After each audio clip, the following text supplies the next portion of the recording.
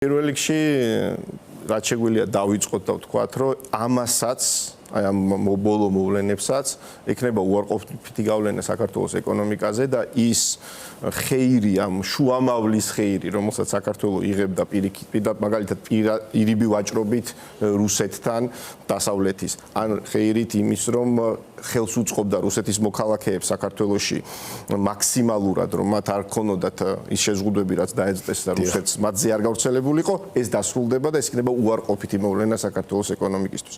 ამავდროულად აი ეკონომიკური დაახსენეთ გიორგი და ნუ აქ გვაქვს ძალიან სპეციფიკური სიტუაცია, მე ვიტყოდი ანომალიურიც კი, ერთი რიცხვი გვაქვს ეს დაახლოებით 10%-იანი ეკონომიკური ზრდა და ამავდროულად გვაქვს ძალიან ბევრი მონაცემი, რომელიც ეჭვქვეშ აყენებს ამ ერთ რიცხვს ეკონომიკური ზრდის. რამოდენიმეს დავამატებ, მე თქვენ ერთ-ერთ წინა ეთერში რამოდენიმე ვახსენე უკვე.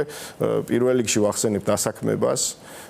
ძალიან ანომალიურ სიტუაციასთან გვაქვს საქმე, როდესაც ეკონომიკა 10%-ით იზრდება წინა წლის პირველ კვარტალთან შედარებით და დასაქმება მცირდება. ანუ ყველა წინა წელს, რომელიც ვნახეთ, კორელაცია იყო შემდეგი. თუ იზრდება ეკონომიკა, იზრდება დასაქმებაც. იქიდან გამომდინარე და თუ იზრდება დასაქმება, იზრდება ეკონომიკაც, ხო? რადგანაც ბუნებრივია, როდესაც მაღალი ეკონომიკური აქტივობაა, მოთხოვნა სამუშაო ძალაზე იზრდება და შესაბამისად იზრდება. საქართველოში პირველ კვარტალში გვაქვს რეალობა. საქართველოს პირიქით არის. კიდევ რა მაჩვენებელი ეს? კიდევ ძალიან საინტერესო მაჩვენებლები გიორგი არის, როდესაც საბიუჯეტო. აქვე დავასუსტოთ, ჩვენ ვაპელირებთ მხოლოდ ოფიციალურ სტატისტიკას. მხოლოდ ოფიციალურ. ეს არის ჯეოსტატის მონაცემები და ეს არის ფინანსთა სამინისტროს ხაზინის მონაცემები, არანაირი მონაცემი არ არის, ჩვენი ასე ვთქვათ, გადაკეთებული ან კიდევ რა ფაქტორი მაგალითისთვის ძალიან საინტერესო არის შემდეგი, ხო? მოგების გადასახადს კრებს სახელმწიფო და რაღაც დონეზე აკრეფილი მოგების გადასახადი არის სიგნალი, რამდენად მომგებიანია საქართველოში ბიზნესი.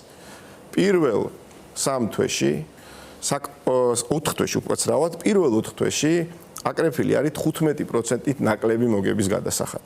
ვიდრე გასული წლის ანალოგიურ პერიოდში. ეს არის დაახლოებით 150 მილიონით ნაკლები აკრეფილი გადასახადი და ეს არის დაახლოებით უხეში კალკულაციებით დაახლოებით მილიარდი ლარით ნაკლები მოგება, რაც ნახეს ქართულმა ბიზნესებმა პირველ 4 თვეში წინა წელთან შედარებით. როდესაც ლაპარაკი არის, რომ ბიზნესი არის უკმაყოფილო, ბიზნესი არის აფასებს მდგომარეობას უარყოფითად, ხშირად აპელირებს ქართული ოცნება, რომ არა ეს ასე არ არის, ყველაფერი არის კარგად, მაგრამ რიცხვებთან ძალიან ძნელია კამათი. ხო, ეს ბიზნესიც მაინც და მაინც ხმამაღლაც ვერ ლაპარაკობს, ხო? იმ პრობლემების გავთვალისწინებით, რომელიც მათ შეიძლება შეექმნათ, მაგრამ მათ ნაცვლად ლაპარაკობს სტატისტიკა და ციფრები, რაც ეხლა თქვენ. ზუსტად, ასევე ძალიან საინტერესო არის, ერთ-ერთი საუკეთესო ჩემთვის პირადად, როგორც ეკონომისტისთვის მაჩვენებელი ეკონომიკური აქტივობის არის დეგეგი. დეგეგი არის დამატებითი ღირებულების გადასახადი, რომელსაც თითქმის ყველა პროდუქტზე ჩვენ ყველანი ვიხდით, ნებისმიერ წყალს რო შევიძენთ, იქიდან რაღაცა პროცენტულ მაჩვენებლებს რამეც ამ შემთხვევაში ვიხდით დეგეგეს სახით, უხდით სახელმწიფოს. შესაბამისად, რამდენიც არის აკრეფილი დეგეგე, იმდენად მაჩვენებელი არის, აქტიურია ეკონომიკა წინა პერიოდთან შედარებით. აქ რა გვაქვს? აქ ორი ნიუანსია, ერთი არის, რომ არის დეგეგე რეალიზაციიდან, ანუ რაც უკვე გაიყიდა და მეორე იმპორტიდან, რაც შემოდის, შენ წინსწრებით იხდი და მერე იბრუნებ. და ყველაზე საინტერესო არის დეგეგე ადგილობრივი რეალიზაციიდან, რომელიც გეუბნება, რამდენი პროდუქცია გაიყიდა, იმის რა პროცენტი შევიდა სახელმწიფო ბიუჯეტში. პირველ 4 თვეში გაზრდილი დეგეგეს აკრეფილი მაჩვენებელი არის მხოლოდ 1.6%. ნომინალში, ანუ არა რეალური მაჩვენებელი ინფლაციის გათვალისწინებით, არამედ ნომინალში. რას მეტყველებს ეს, ხო? რომ რეალური ეკონომიკური აქტივობა გაყიდვების კუთხით არის შემცირებული წინა წელთან შედარებით. და შესაბამისად, აი ეს სხვადასხვა ინდიკატორები, გიორგი, გვაჩვენებს, რომ ზოგადად ქვეყანაში არის ტრენდი სამწუხაროდ უარყოფითი ქვეყნის ბიზნესის განვითარების და გვაქვს ძალიან ბევრი მაჩვენებელი, რომელიც ამაზე მეტყველებს. ასევე ერთსაც დავამატებ, ხო, ყველა გამოკითხვა, რომელიც სტარდება მოსახლეობასთან და რომელიც სტარდება ბიზნესთან, ასევე ადასტურებს, რომ განწყობები არის მნიშვნელოვნად ქვეყანაში გაუარესებული, რაც საბოლოო ჯამში სამწუხაროდ გვაძლევს რეალობას, რომ პროცესები, რომელიც ქვეყანაში მიმდინარეობს, არ აისახება მხოლოდ ეგრეთ წოდებულ დემოკრატიულ უკუსვლაზე ქვეყანაში, რაზეც ძალიან ბევრს საუბრობენ ჩვენთან საერთაშორისო მეგობრები და ადგილობრივი ექსპერტები და არა მხოლოდ ესე ვთქვათ პოლიტიკური პრობლემები გვაქვს და დემოკრატიასთან დაკავშირებული პრობლემები გვაქვს, არამედ ამ ყველაფერს თან სდევს ეკონომიკური პრობლემები, რომელიც არის ძალიან ყოფითი. როდესაც ფასები იზრდება, როდესაც დასაქმებულთა რაოდენობა მცირდება, როდესაც ბიუჯეტს აქვს რეალური საფრთხე, 4 თვე აღარ არის უკვე 1 თვე, 4 თვე გვეუბნება ტრენდს. რეალური საფრთხე, რომ გეგმა არ შესრულდება, ეს უკვე არის ძალიან მნიშვნელოვანი სიგნალი ყველასთვის, რომ ქვეყანაში არის არა მხოლოდ ეკონომიკური გამოწვევები, არამედ ფისკალური გამოწვევებიც, რაც ნიშნავს იმას, რომ შეიძლება უბრალოდ სახელმწიფოს არ ეყოს ფული და აფინანსოს დაგეგმილი ხარჯები. შესაბამისად, ეს რომ დავაკავშიროთ თუ შეიძლება ეს ორი თემა, გვაქვს ესე ვთქვათ ყველა გარე შოკი, გიორგი, რაც ბოლოს ამ წელიწადში მოხდა, იყო პოზიტიური ქართული ოცნებისთვის და ქვეყნის ეკონომიკისთვის.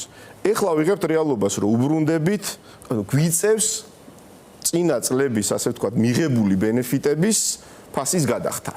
ხო, დღეს ვეღარ ახერხებს საქართველოს ბანკი იმას, რომ ტოლერირება გაუწიოს რუსების ვაჭრობას ევროპაში მისი ბარათებით, რადგანაც ეს არის საფრთხე და მისი ინვესტორები, მათ შორის BlackRock-ი დარწმუნებული ვარ ამბობს, რომ ეს არის პრობლემა, იმიტომ რომ ისინი უპირველეს ყოვლისა ამ შესაბამისობას წესებთან იცავენ და პარალელურად გვაქვს ადგილობრივი რეალობა, ეს დემოკრატიული უკუსვლა, პოლიტიკური აბსოლუტური უკუსვლა, რაც შეეხება ქვეყანას და აქედან გამომდინარე საბოლოო ჯამში ეს ეკონომიკაზეც აისახება და ეს ტრენდი თუ შეიცვალა, აი რაც დარწმუნებული ვარ, თქვენც იცით და მაყურებელმაც, თუ შეიცვალა ტრენდი იმის, რომ ჩვენ მქონდა აღმავალი ტრენდი, ჩვენ მართლა მქონდა მაღალი ეკონომიკური და სხვადასხვა ფაქტორებიდან გამომდინარე, მაგრამ მქონდა ეს ტრენდი იცვლება, გიორგი. ჩვენი ეკონომიკა შედის იმ ფაზაში, როდესაც უკვე იწყება უკუსვლა, რომლის გაჩერებაც მე თუ ის დიდხანს გაგრძელდა. ძალიან გაჭირდება.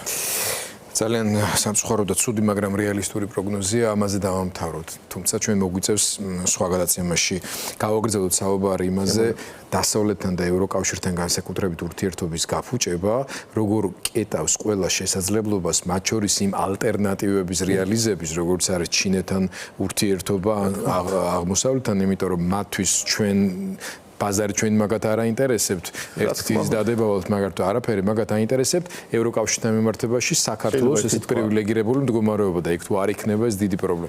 2-20 სიტყვით იმიტომ რომ სულ მოკლედ ვიტყვით, ჩინეთს მხოლოდ იმიტომ შეიძლება აინტერესებდეს საქართველოს, რომ ივაჭროს დასავლეთთან და უკონკრეტულად ევროკავშირთან. უბრალოდ ეს უნდა გვესმოდეს. ჩვენ გონია რომ ჩინეთს შეიძლება აინტერესებდეს საქართველოს ბაზარი. ჩვენს გვესმის და ეს დარწმუნებული ვარ, მათ შორის ივანიშვილსაც ესმის, უბრალოდ ივანიშვილი უკვე გადასულია მას სურდა რომ ევროკავშირთან შეენარჩუნებინა ეს ურთიერთობა მდგომარეობა, მაგრამ ევროკავშირს აღარ უნდა ასეთი ბუნდოვანები შენარჩუნება, ეს არის პრობლემა, ამიტომ მე ვფიქრობ რომ უკვე გამოვვალ მდგომარეობაშია შესული ეს პროცესი. თუ დიდი პოლიტიკური გარღვევა არ მოხდა, ასე მოხდება კიდეც ხვალინდელი დღე რო არსებობს, იმის მაგალითია რომ ისტორიულად საქართველოს თავის სახელმწიფოებრივი განვითარების დამოუკიდებელი სახელმწიფო პოლიტიკის რეალიზების გზას ყოველთვის უბრუნდებოდა და წარმატებით. მადლობა.